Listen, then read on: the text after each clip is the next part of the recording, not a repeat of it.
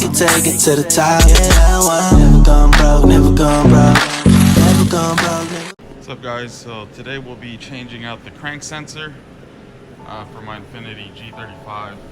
I'll be doing the crank and the cam sensors, and I'll show you right underneath. Alright, so it's a little bit tight. I'm at the office today, but anyway, crank sensor is like right at the bell housing, in between the bell housing and the block, and that should be right there. It's a 10 millimeter, and let me just take this off. Take off this harness, this clip.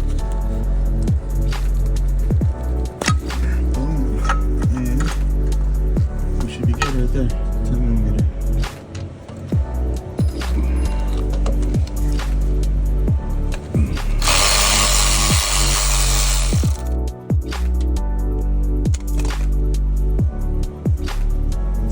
Original crank sensor. What's that? This back in there.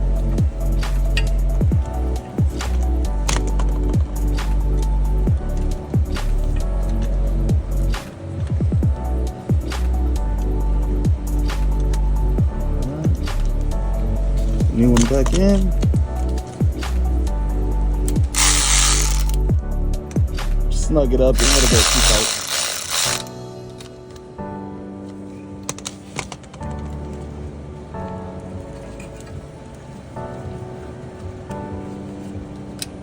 Alright, next I'll do the cam sensors. So I'll be the exhaust and intake cam sensors. So I'm going to go ahead and remove my charge piping now. That off. It's going to be a little bit of a tight squeeze, but you got two sensors, one on the intake and exhaust cam on both sides. And I'm just going to have to finesse my way through it. Alright, so I did get it out of there, and here it is. Then taking exhaust, there are different sensors. One's flat, you just want to match it up.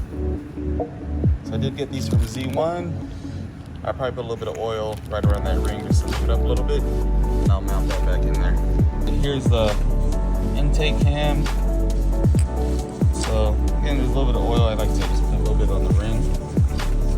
That way the gas, that O-ring is lubricated. This one, or actually this is the exhaust one.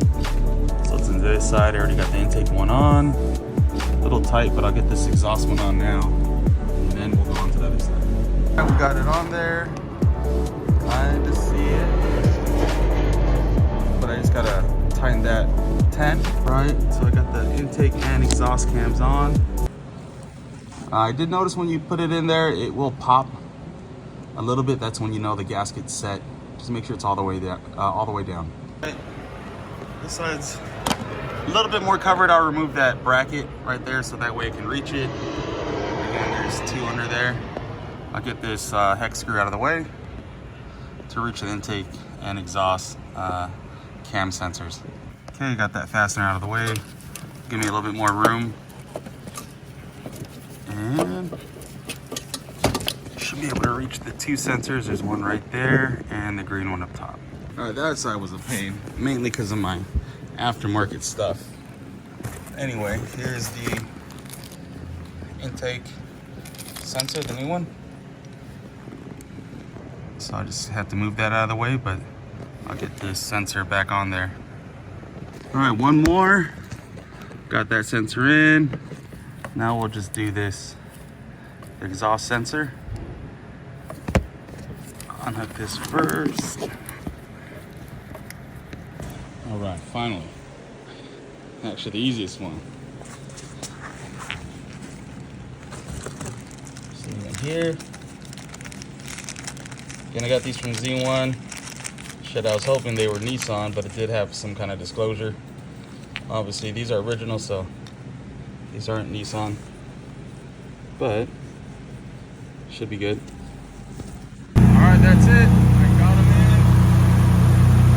We'll find out if it runs any different, but it did start up. The idle seems pretty nice compared to what it was. Seems real steady, so